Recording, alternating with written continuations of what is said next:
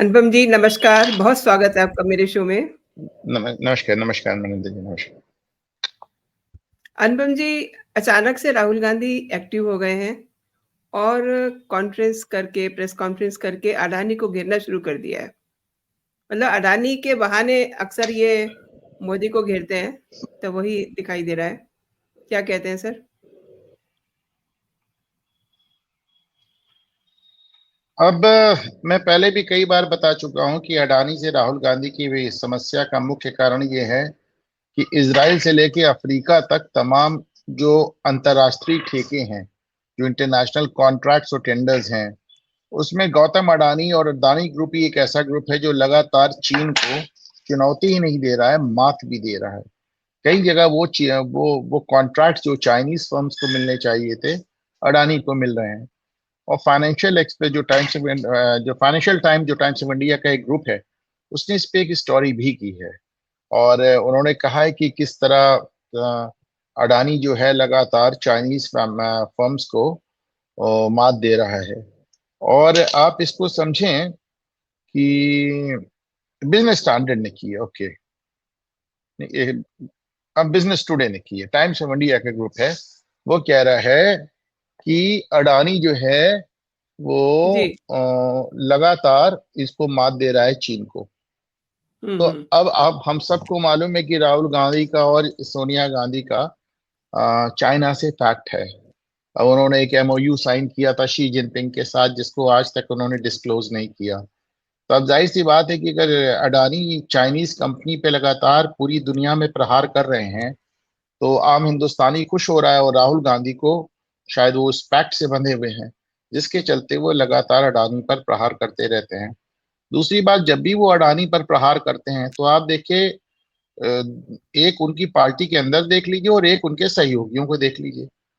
सहयोगियों का ये हाल है कि शरद पवार अडानी के घर चले जाते हैं मिलने, अडानी शरद पवार के घर चले जाते हैं मिलने।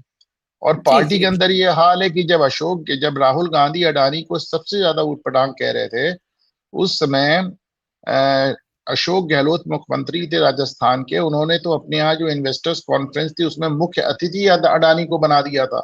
और अभी जब ये अडानी को उटपटांग कह रहे थे, तो जो इनके मुख्यमंत्री हैं तेलंगाना में, रेवंत रेड्डी, उन्होंने अडानी से चंदा लेते हुए अपनी फोटो ट्वीट कर दी।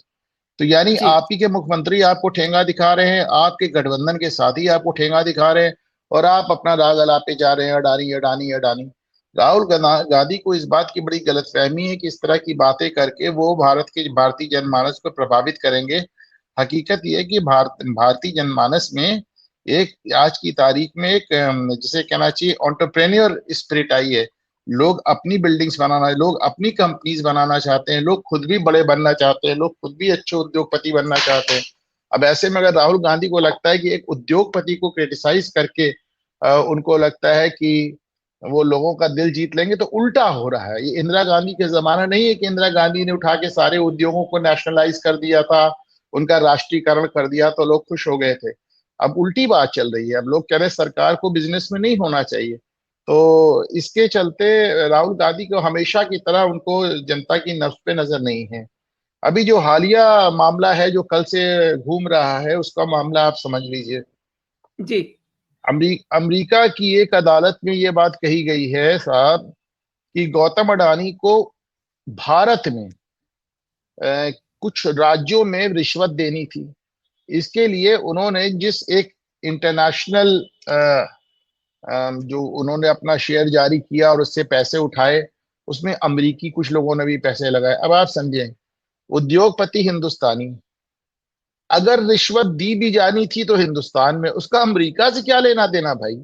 लेकिन बात समझें, जो वो हैं डेमोक्रेट्स हैं, वो बराक ओबामा के पूरी तरह नियंत्रण में है। वो जाने से पहले जितना गंदगी फैला सकते हैं फैला रहे हैं। एक तरफ उन्होंने यूक्रेन को इजाजत दे दी रशिया के अंदर मार करने की। I am sorry. तो दूसरी तरफ वो भारत से संबंध खराब कर रहे हैं। तो ये डेमोक्रेट्स का एक अपना तरीका है कि जाते जाते जितना नुकसान कर सको डोनाल्ड ट्रंप का और अपने देश का कर दो। तीसरी बात समझिए, जिन प्रदेशों में रिश्वत देने की बात कहा गई है अमेरिका में, मेरे पास उसके पूरे स्क्रीनशॉट है, मैंने आज ट्वीट किया है। उसमें एक प्रदेश है छत्तीसगढ़, जिस समय भूपेश बघेल वहां मुख्यमंत्री थे कांग्रेस के। जी, जी, जी, दूसरा बिल्कुल प्रदेश सही। है तमिलनाडु, दूसरा प्रदेश है तमिलनाडु जिसमें स्टालिन मुख्यमंत्री।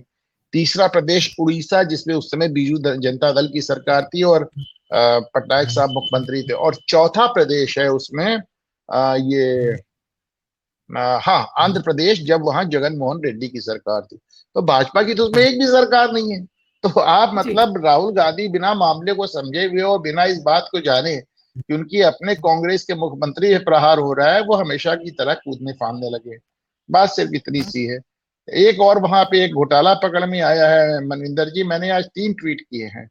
मैंने बताया है कि वहां पे जो पेंटागन है, जो वहां रक्षा मंत्रालय है, उसमें इतना बड़ा मतलब 824 करोड़ रुपए का घोटाला पकड़ा गया है, जो कि भारत के टोटल बजट से ज्यादा है।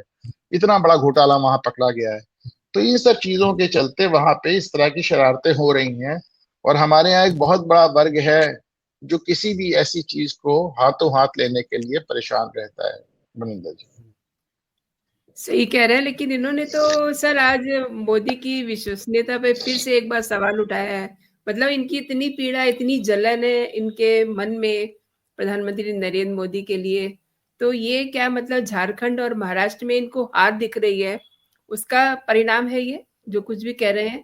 क्योंकि पहले भी इन्होंने राफेल, राफेल किया, फिर माफ़ी माँगनी पड़ी थी इनको। बात यह है कि जो कल से एग्जिट पोल आए हुए हैं, उन्होंने इनको थोड़ा और बेचैन कर दिया है। अब उनको लग रहा है कि साहब अगर महाराष्ट्र भी हार गए और झारखंड भी हार गए तो कहाँ मुंह दिखाएंगे। फिर ये ले दे के प्रियंका गांधी की जीत सेलिब्रेट करेंगे कि साहब एक नया कांग्रेस का नेता आ गया। उनके पास अब राहुल गांधी मतलब 88 चुनाव हार चुके हैं, 2 और हार जाएंगे, 90 हो जाएंगे। तो पता नहीं राहुल है भी इस समय देश में कि नहीं है। वो तो चुनाव खत्म होते ही गायब भी हो जाते हैं, आपने देखा है। तो जी, जी। बस वो एक उनके कुंठा है, उनके पास कहने के लिए कुछ नया नहीं है। वो जहां भी जाते हैं जाति जनगणना के अलावा दूसरी बात नहीं करते हैं। जाति जनगणना और अडानी, मैं तो कहता हूं कि राहुल गांधी को अगर आपने आरएसएस, बीजेपी और इस तरह दो हिंदुत्व, इन 2-3 शब्दों, अडानी, इन 2-4 शब्दों पे अगर बोलने को बैन करा दिया जाए तो राहुल गांधी के पास तो कोई भाषण ही नहीं बचेगा। सही कह रहे हैं। अभी आपने चीन की बात की, तो ये जो न्यूयॉर्क से आरोप लगने की बात आ रही है, तो इसमें आप क्या देख रहे हैं? जॉर्ज सोरोज भी इसमें अपना कुछ रोल निभा रहे हैं? क्योंकि ये तो देखिए वो काफ़ी कहना मानते हैं ना डीप स्टेट का। जी, अमेरिका की ये अपनी अंदरूनी लड़ाई है। जो डेमोक्रेटिक पार्टी है उसको बहुत जमाने से, जो बाइडेन चूंकि अस्वस्थ रहते हैं इसलिए उसको बहुत जमाने से बराक ओबामा चला रहे हैं। बराक ओबामा किसी भी तरह अपनी पत्नी मिशेल ओबामा को राष्ट्रपति बनवाना चाहते हैं। और देख लिया उन्होंने कि अमेरिका एक महिला राष्ट्रपति के लिए तैयार नहीं है। पहले क्लिंटन की पत्नी हिलरी क्लिंटन हार गई है, इस बार कमला हैरिस का तो और भी बुरा हाल हुआ।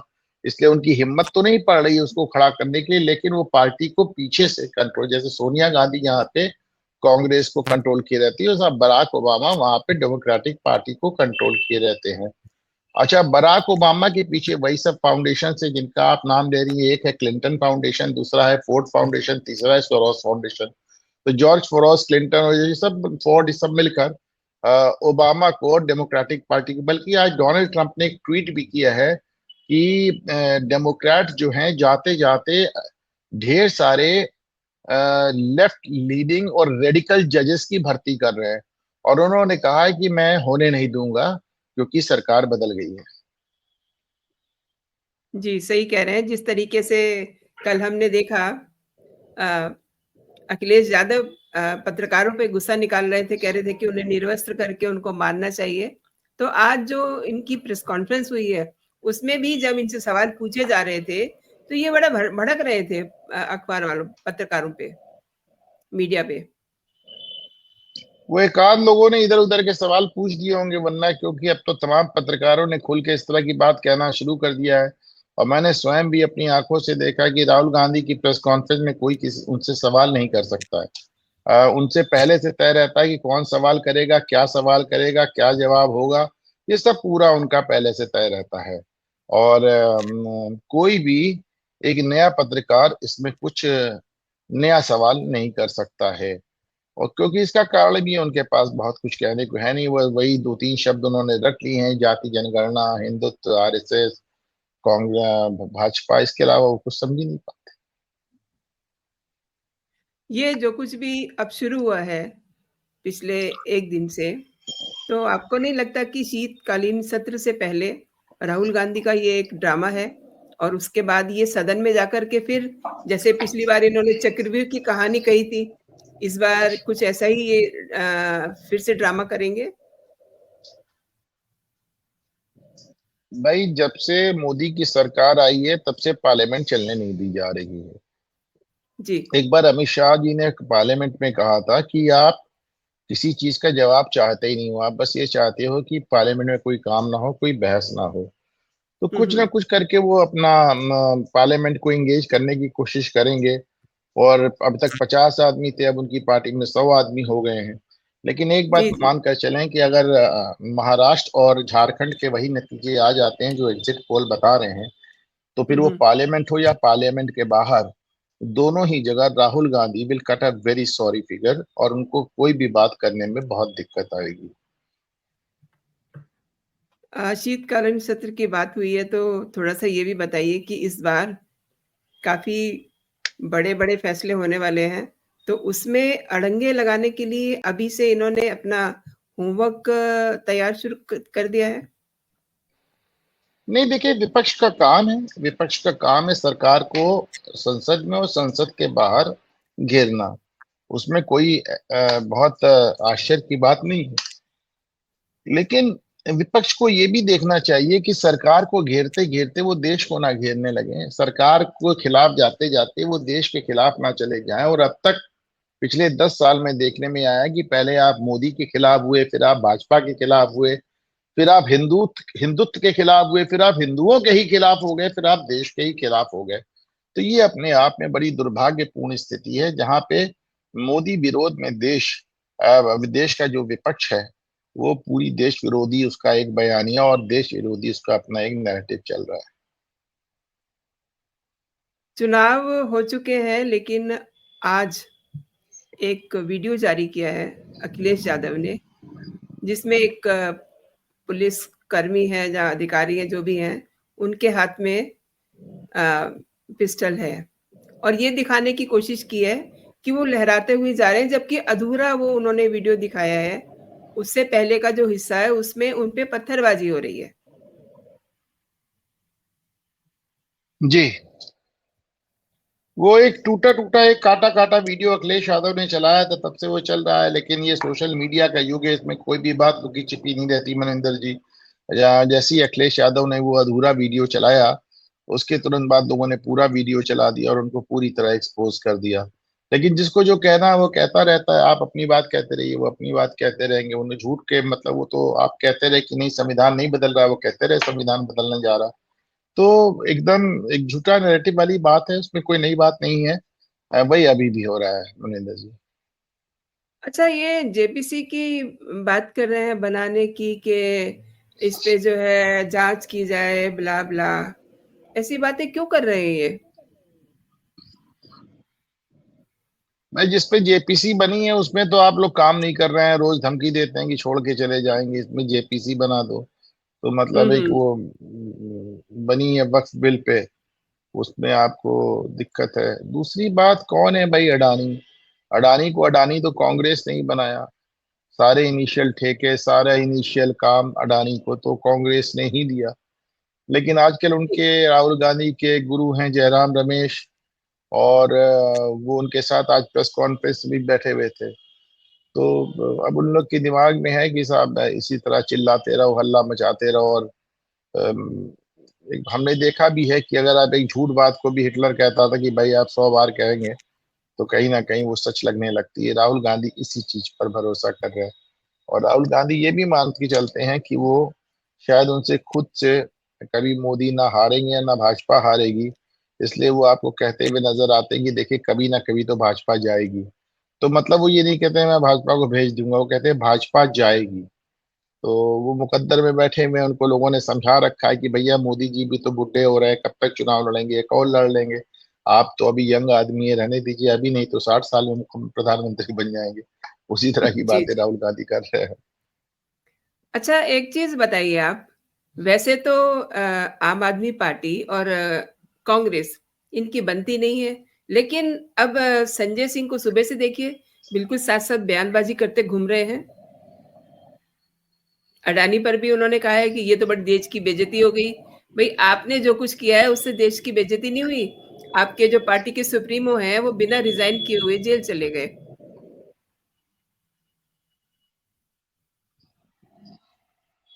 देखिए, अब संजय सिंह ऐसा कर रहे हैं तो इसमें कोई बहुत आश्चर्य की बात नहीं है, क्योंकि कांग्रेस पार्टी भी आप, ये तो हम ही से मोहब्बत, हम ही से लड़ाई चल रहा है। इन्हीं केजरीवाल ने कभी कहा था कि भाई सोनिया गांधी को गिरफ्तार करके थाने लाके 3rd डिग्री दो, सब सच उगल देंगी। आज वही केजरीवाल के लिए सोनिया गांधी, आपने देखा राहुल गांधी और प्रियंका गांधी को लेके रैली करती है। कहने को कांग्रेस और समाजवादी पार्टी का पैक्ट है, पर समाजवादी पार्टी 6 से 8 सीटों पे आपको महाराष्ट्र में उनके खिलाफ लड़ती नजर आ रही है। कहने को समाजवादी पार्टी इंडिया का हिस्सा है, उस गठबंधन का हिस्सा है, लेकिन वो उनके आदमी आपको झारखंड में झारखंड मुक्ति मोर्चा के ही खिलाफ प्रचार करते नजर आ रहे हैं। तो ऐसे ही है, इसको क्या कहा जाए।